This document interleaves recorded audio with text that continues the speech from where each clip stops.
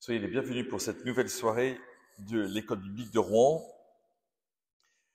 Quand je vois de la souffrance, je m'éloigne en vous proposant la parole de Dieu pour consoler à partir du prophète Osée.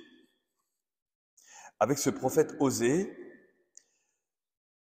entrons dans le drame et le mystère de la souffrance qui nous fait tant réfléchir, qui impacte nos vies et où nous nous demandons où est Dieu.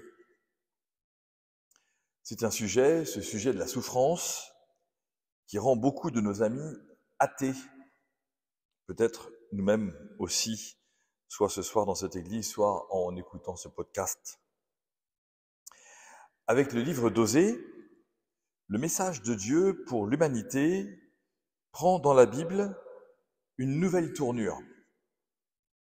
Ce premier chapitre que nous avons entendu, où Dieu demande à son prophète de se marier avec une prostituée et d'avoir des enfants, est une véritable provocation.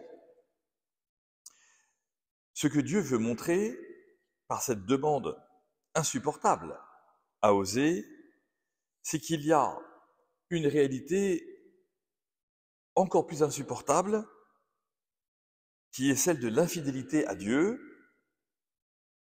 et que Dieu veut essayer de guérir. Osée, le prophète, comprend que la souffrance est due à notre infidélité, à ce que nous appelons la blessure originelle de l'homme, qui se prend pour Dieu et qui va essayer de gérer sa vie sans Dieu. Le passage que nous avons pour la plupart découvert ce soir, Osée au chapitre 1 donc, est une véritable provocation divine. Et quand on utilise ce mot de provocation, c'est pour une vocation, c'est pour un appel. Le peuple d'Israël a oublié Dieu et il s'en moque.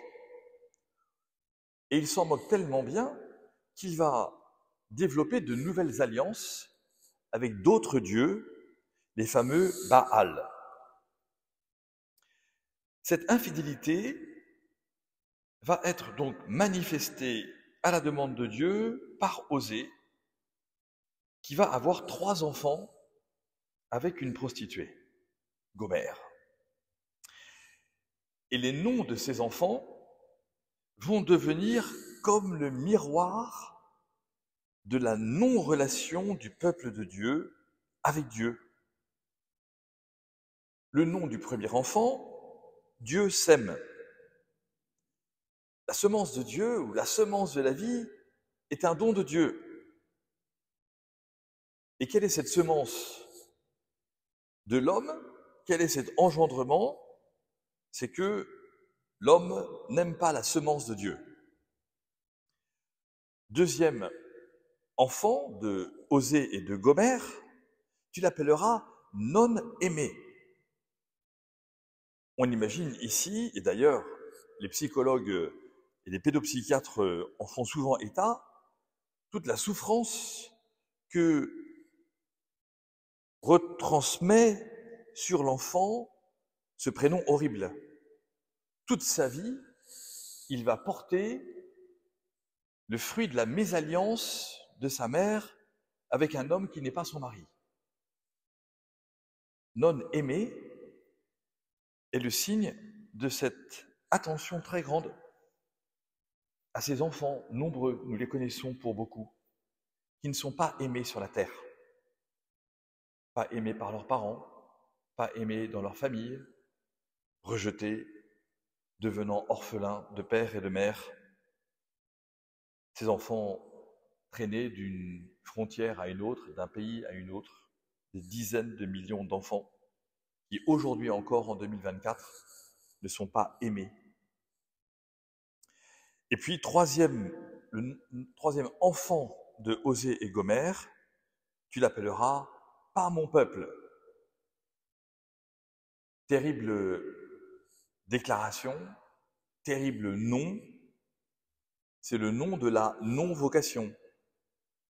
Tu n'es pas mon peuple. Tu n'es pas mon enfant. Finalement, tu es un bâtard. Donc vous le voyez, tous ces éléments sont lus, même aujourd'hui encore, je le répète, par des psychologues, des non-chrétiens, des pédopsychiatres, des spécialistes de la famille, qui osent lire à l'intérieur de ce texte comme des expressions de souffrance majeure autour de la filiation et autour du mariage. La semence de Dieu, je le répète, est pour la vie, elle est fruit de l'amour, et voici qu'elle engendre le non-amour et l'infidélité. La souffrance est une grande blessure. Et cette blessure, nous le savons, engendre de la colère. Ce que Dieu veut nous montrer par Osée le prophète, c'est que son projet voudrait que l'on découvre son pardon. Et surtout, en tout cas, il ne faut jamais oublier, et que l'on découvre le pardon de Dieu et la reprise de la vie, comme un nouveau commencement. Le pardon donné sur la vie, dans la vie, sur la terre, même entre nous, n'engendre pas toujours le nouveau commencement, la reprise de la vie. Il y a encore tout un travail à faire de reprise, de consolidation de nos engagements. Le pardon est une chose, mais le nouveau commencement est la suite du pardon. Les parents le savent bien. Pardonner à un enfant qui fait une bêtise est une chose déjà magnifique. Mais toute l'inventivité des parents va être de trouver pour son enfant le chemin dans lequel il sait que ce pardon tellement complet permettra à l'enfant de reprendre confiance en lui-même, confiance dans la fidélité de ses parents à son égard, alors que lui n'a pas été fidèle. Et c'est ce qu'on appelle la reprise de la vie. Cette expression est une grande expression pédagogique que nous comprenons, je le répète, comme un nouveau commencement. Chaque pardon est une reprise du livre de la Genèse avant le péché originel. Chaque pardon donné permet de retrouver la reconnexion de l'homme avec Dieu pour recevoir de lui sa tendresse.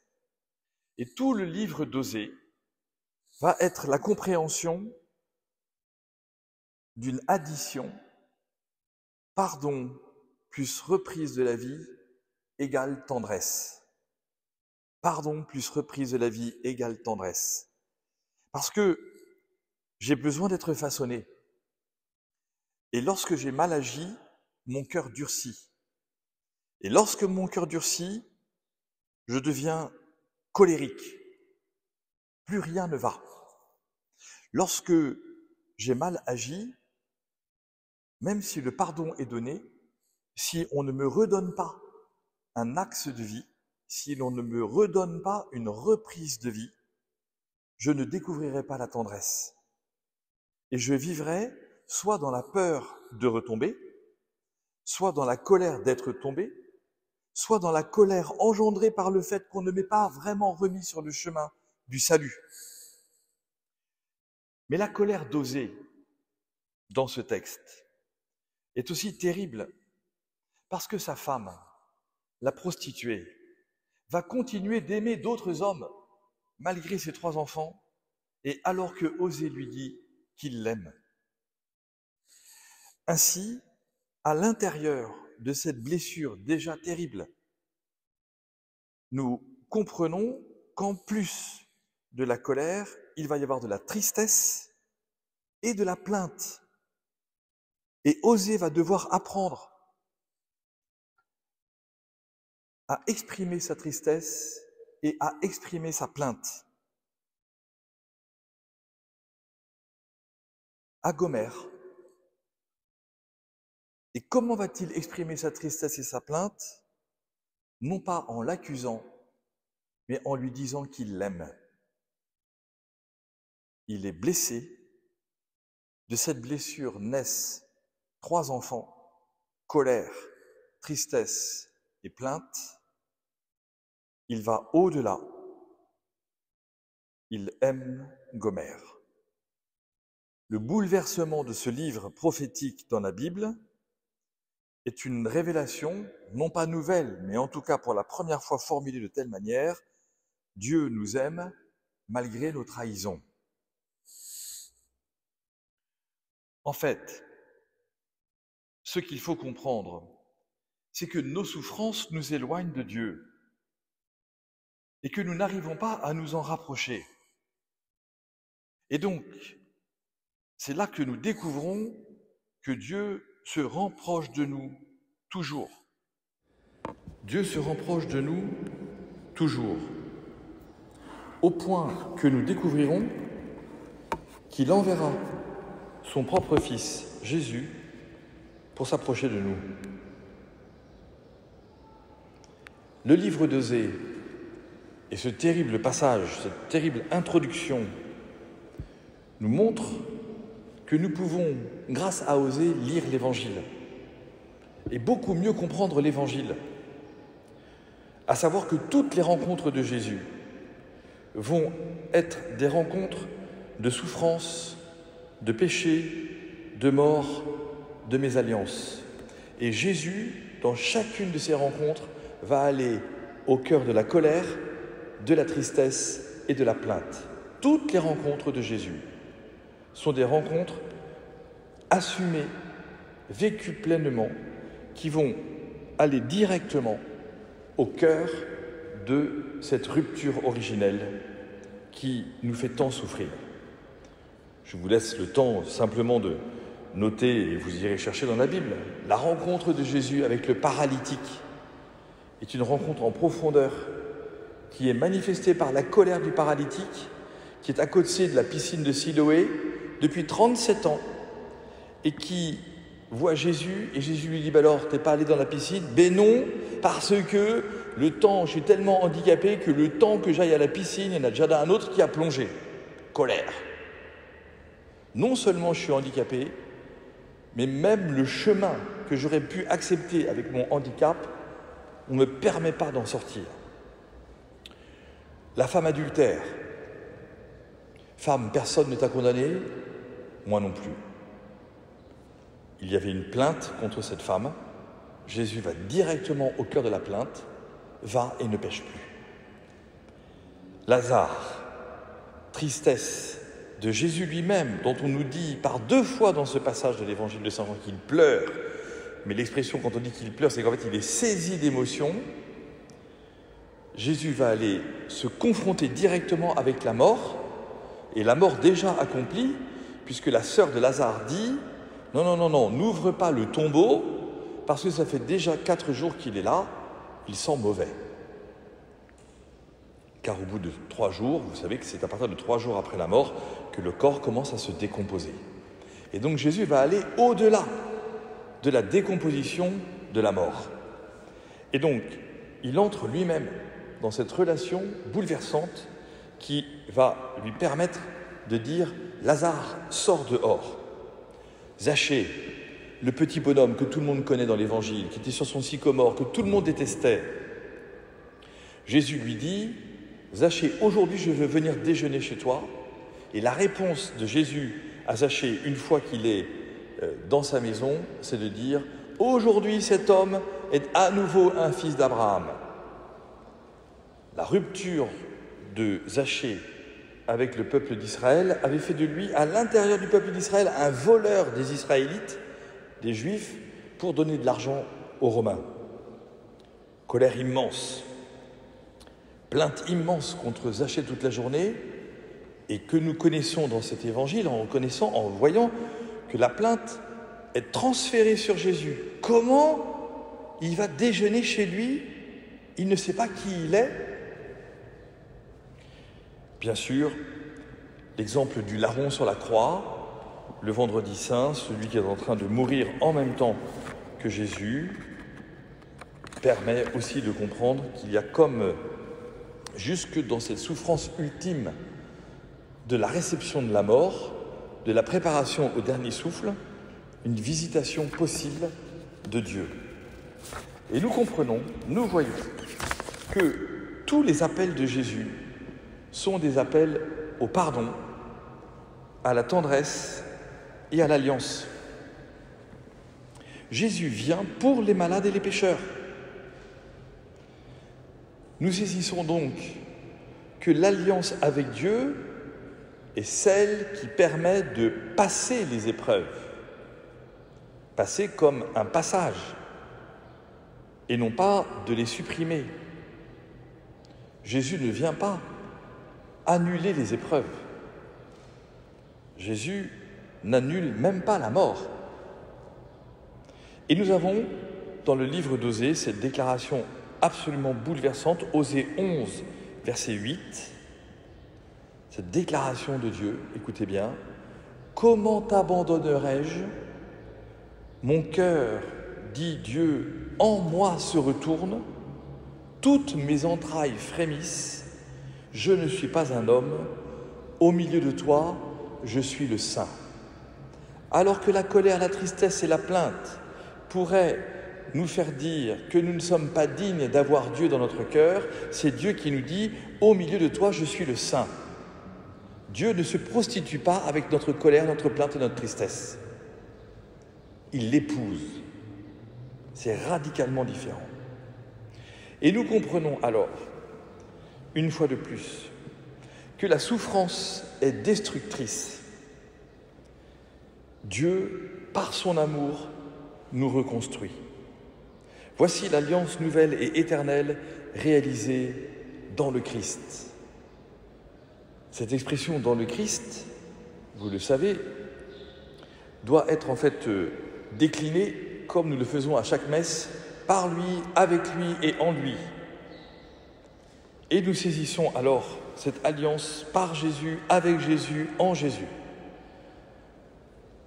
Par Jésus, je dis ma tristesse. Avec Jésus, je dis ma colère. En lui, je dis ma plainte. L'Église a donc cette mission de vivre de l'alliance de Dieu avec les hommes au cœur du monde. C'est ce que nous appelons la communion. La communion n'est pas une communion au petit Jésus dans le corps du Christ à la messe le dimanche. Ça n'en est que, si l'on peut dire ainsi, la phase émergée de notre foi. Un don à un clochard, c'est de la communion avec Dieu. La première fois que je donne de l'argent à un clochard, c'est comme si je faisais ma première communion. Parce que je lui donne sans retour. Je ne connais pas son histoire, je ne me plains pas, je n'entre pas dans sa tristesse, je n'entre pas dans sa colère. J'essaye, moi, de ne pas mélanger tous ces sentiments avec moi, en me disant qu'est-ce qu'il va faire si je lui donne 1 euro, 10 euros, 20 euros, il va peut-être aller boire, il va peut-être faire n'importe quoi, il va peut-être se droguer. Ce n'est pas mon affaire. Ça n'est pas mon affaire. Parce que ce n'est pas l'affaire de Dieu, puisque Dieu nous pardonne et nous remet sur le chemin de la connexion avec lui. Une visite à un malade, c'est l'alliance avec Dieu. Pleurer avec celui qui pleure, c'est de la compassion au nom de Dieu. Nous avons donc, grâce à ce texte d'Osée, le pouvoir d'alléger la souffrance de nos amis. Nous avons ce pouvoir. Et parfois, nous avons même le pouvoir de leur permettre de guérir. Par le pardon, par la miséricorde, par une reprise de vie, grâce à une visite, un appel, un message, que sais-je encore. Mais nous avons ce pouvoir d'alléger la souffrance et parfois même de la retirer complètement. Et c'est la raison pour laquelle souffrance rime avec urgence. L'Église a un nombre incalculable de ses enfants qui ont répondu à cette urgence. Je n'en prends que 4, sans même raconter leur histoire. Saint Martin, qui donne son manteau à ce SDF à Amiens, et qui le soir même, alors qu'il n'est pas baptisé, a cette vision du Christ qui lui dit « C'est à moi que tu as donné ce manteau ». Martin demande le baptême, et que va-t-il faire? En devenant chrétien, il deviendra ensuite prêtre, puis évêque de Tours, et vous savez que c'est lui qui inventera les paroisses pour précisément faire en sorte que là où dans l'Empire, on n'est rien, on n'est pas une personne, que dans les paroisses, nous soyons des personnes, avec des noms, avec des histoires. Et c'est la raison pour laquelle, au début de chaque messe, je dis aux gens, regardez qui vous entoure, saluez-les, s'il y a des prénoms à apprendre, apprenez-les. Saint-Martin et son manteau, Saint-Vincent de Paul et les galères, Saint-Vincent de Paul qui devient prêtre au titre de la fortune des Gondis, et qui en devenant prêtre, c'est comme ça que ça marche à l'époque, devient le professeur éducateur des 2 enfants du prince, qui lui pendant ce temps-là est en charge des galères du roi de France. Au bout de quelques mois, Vincent de Paul se dit, bon, c'est bien beau d'éduquer ces 2 enfants, qui sont des gentils princes, des princes intelligents, il faut faire autre chose. Et Vincent de Paul quitte la mission de précepteur des enfants de Gondy pour devenir l'aumônier général des galères. Et il va transformer le rapport à la souffrance de ces gens condamnés à mort, dont on n'attend qu'une chose, c'est qu'ils meurent, si possible, pas sur le bateau.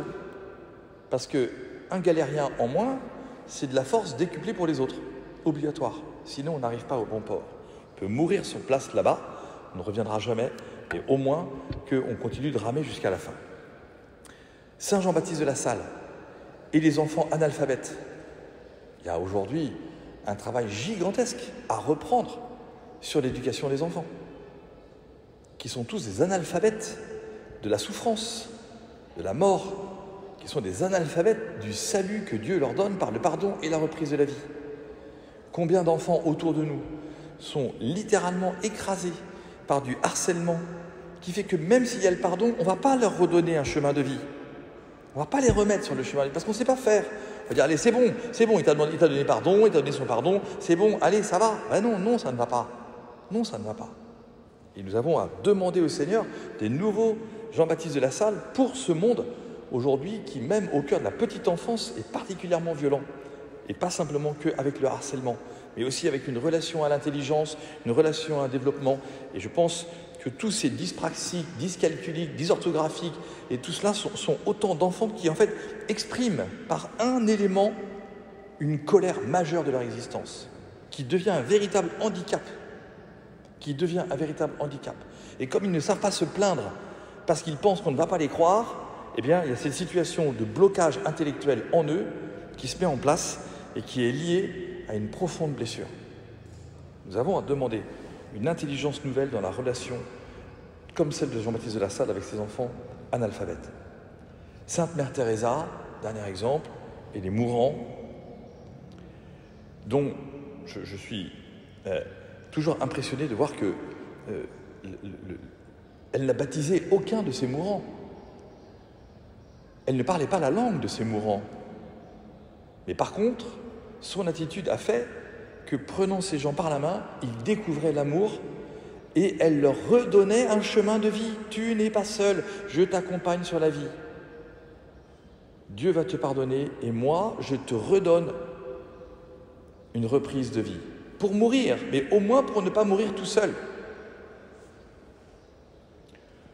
Tous les gens qui sont aujourd'hui en train d'essayer de nous faire croire que mourir dans la dignité, c'est avec une bonne piqûre qui nous permettra de, soi-disant, nous endormir dans la paix, nous savons bien que tous ceux qui, dans les hôpitaux, en raison de leur état, de très grandes maladies, de très grandes souffrances, de très grandes blessures, tous ceux qui disent « je veux mourir, je vais me suicider, piquez-moi sinon je pars en Suisse ou en Belgique », on met en place pour eux des soins palliatifs, une hospitalisation à domicile, 100% de ceux-là décident de revenir sur leur décision, de revenir sur leur déclaration qui était de dire « je veux mourir ».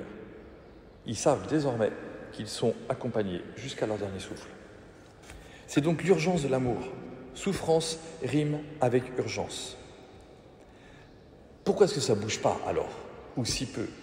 C'est parce que certains vivent avec la peur du jugement et sont donc paralysés pour aider les autres à cause du qu'en dira-t-on, D'où la prophétie d'Osée, à qui Dieu demande d'aller épouser une prostituée. Dieu dit, peux-tu sortir du jugement et du qu'en dira-t-on, parce qu'il y a une urgence. D'autres, nous le savons bien et nous nous en réjouissons, plongent à plein pied, les mains tout entières, dans la boue de l'humanité pour lui venir en aide. Ils perdent alors la reconnaissance du monde, mais ils vont en profondeur dans leur être, dans leur âme, pour faire le bien sans relâche. Ils ne s'éloignent pas de la souffrance, ils l'épousent comme Osée, avec amour. Attention, non pas par amour de la souffrance, mais par amour de la personne qui souffre. Personne ne doit aimer la souffrance. Il n'y a aucune raison, aucune justification à aimer la souffrance. Et dans cette personne qui souffre, il voit Dieu. Et qu'est-ce qui se passe pour eux? Ils deviennent tendres et attentifs. Quand je comprends que souffrance rime avec urgence et que je réponds à cette urgence, Dieu, alors qu'il y a une tension énorme liée à la souffrance, colère, tristesse, plainte, je répète, ceux qui accompagnent deviennent tendres et attentifs. Et, je rajoute, ils deviennent créatifs pour trouver des solutions. Le trésor d'inventivité devient alors permanent. Et quand j'ai l'inventivité pour répondre à l'urgence de la souffrance, je sais que je fais la volonté de Dieu. Dieu, personne ne l'a jamais vu, nous dit saint Jean. Mais la souffrance, nous la voyons, nous la vivons. Au cœur de cette souffrance, voici l'homme rendu à sa vocation originelle, celle de l'amour qui se manifeste par l'union intégrale avec la personne. Et c'est pour cela que ce livre d'Osée est une véritable provocation. Parce que prendre l'image du mariage pour manifester cette réalité de l'alliance de Dieu avec nous par la souffrance, c'est absolument culotté. On ne peut pas dire Osée pour dire que c'est Osée qui le réalise, mais vous avez compris.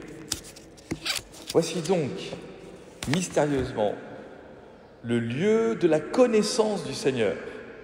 Où est-il ton Dieu ? Il est le lieu de notre intimité avec Dieu.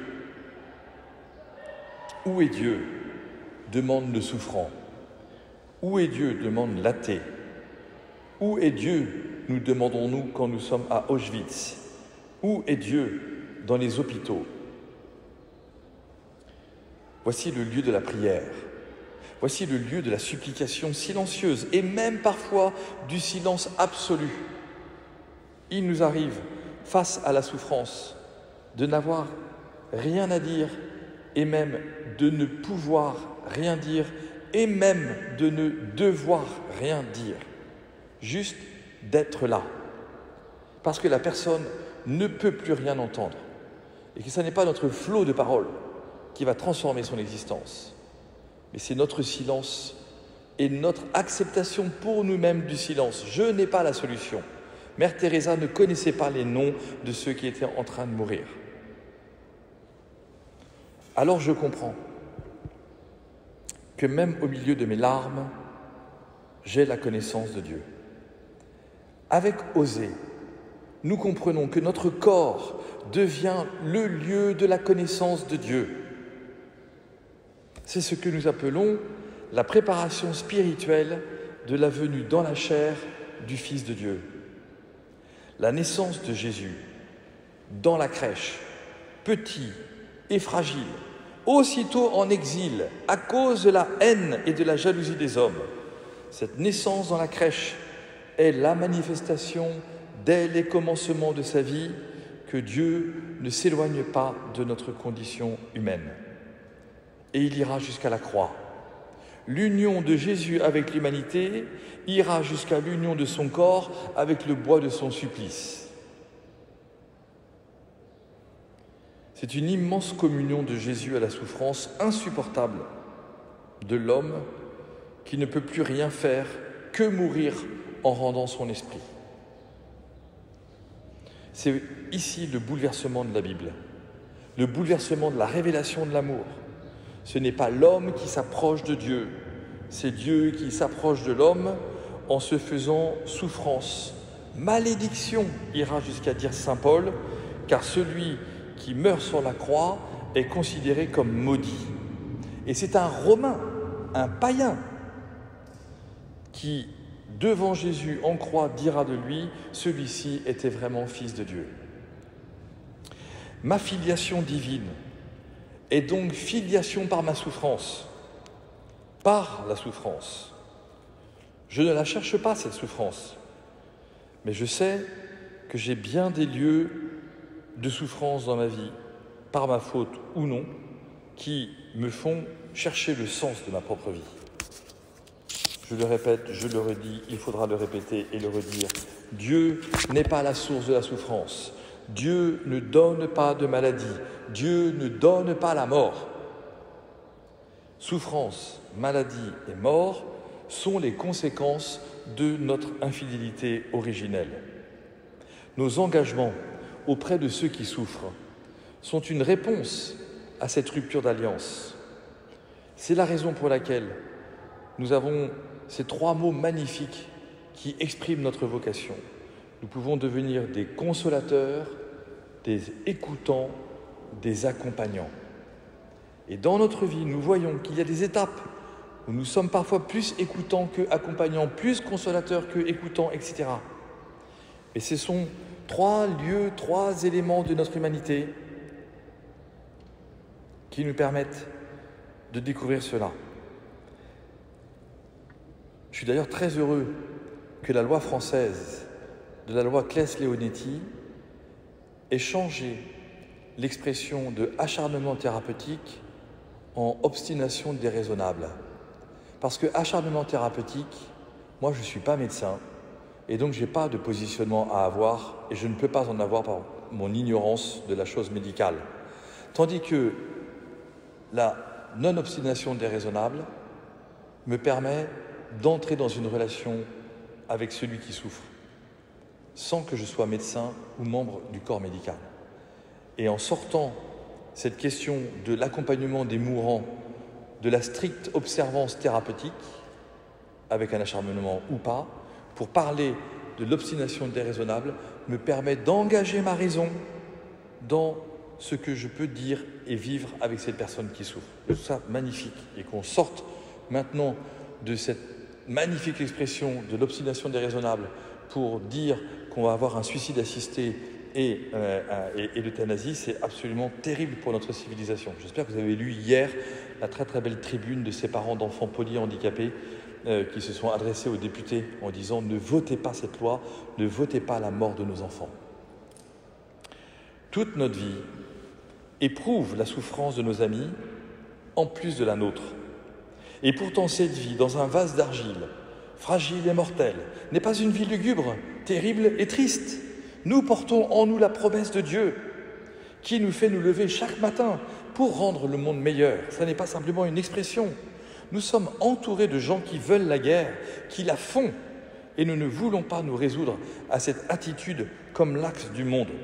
Nous voulons devenir des artisans de paix, des artisans de réconciliation. C'est le grand texte, la grande, très belle lettre que le pape François a fait lire aujourd'hui dans la cathédrale de Bayeux par l'évêque de Bayeux pour la commémoration des 80 ans du débarquement. Magnifique texte du pape François qui dit « Comment pouvez-vous vous réunir autour d'une plage avec ces centaines de milliers de jeunes qui sont morts et qui venaient d'ailleurs, qui ne parlaient pas notre langue, pour finalement faire des hypocrites en disant que vous êtes prêts à relancer la guerre et à faire du commerce d'armes ?» Que faisons-nous? Nous avons autre chose à dire. Là où il y a décadence, il y a alliance possible, renouvellement possible, espérance possible. Si nous perdons ce possible, nous perdons la foi.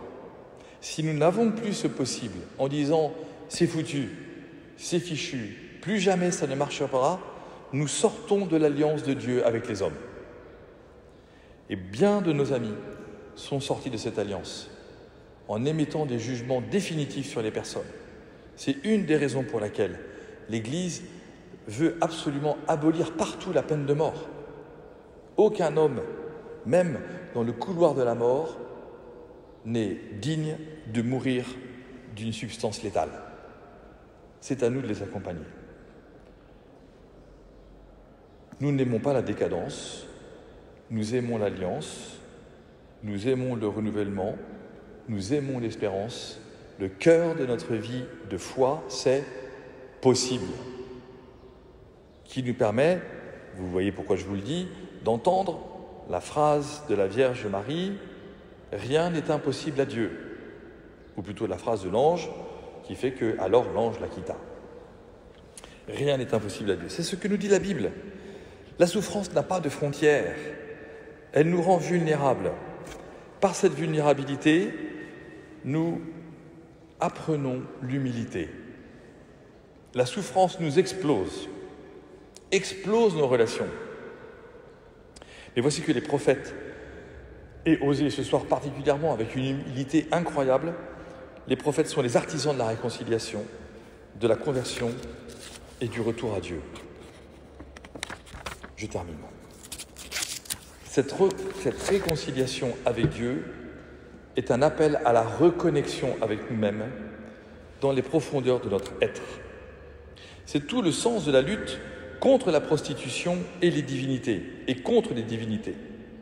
Et c'est ici que nous devons entendre l'appel d'oser. Attention au mirage de l'infidélité, même dans le mariage.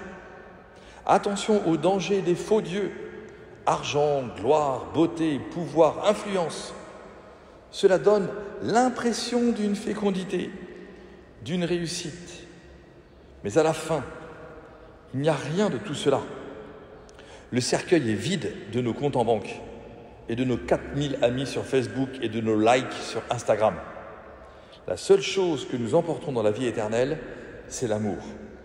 Par contre, dans le cercueil, on emmène la gloire, l'argent, la beauté, l'influence. Tout cela disparaît. Mais dans la vie éternelle, la seule chose que nous emportons, c'est l'amour. À nous de choisir, nous dit Dieu. C'est l'audace de la sensibilité qui vient en aide aux vulnérables. Nous sommes trompés, nous sommes bafoués, nous sommes humiliés, mais nous sommes relevés, nous sommes pardonnés, nous sommes sauvés, nous sommes aimés par le Christ, qui nous prend alors par la main, nous invite à ne plus pécher et nous envoie en mission. Vous voyez le chemin de reconnexion, le chemin de reconversion, va et ne pêche plus,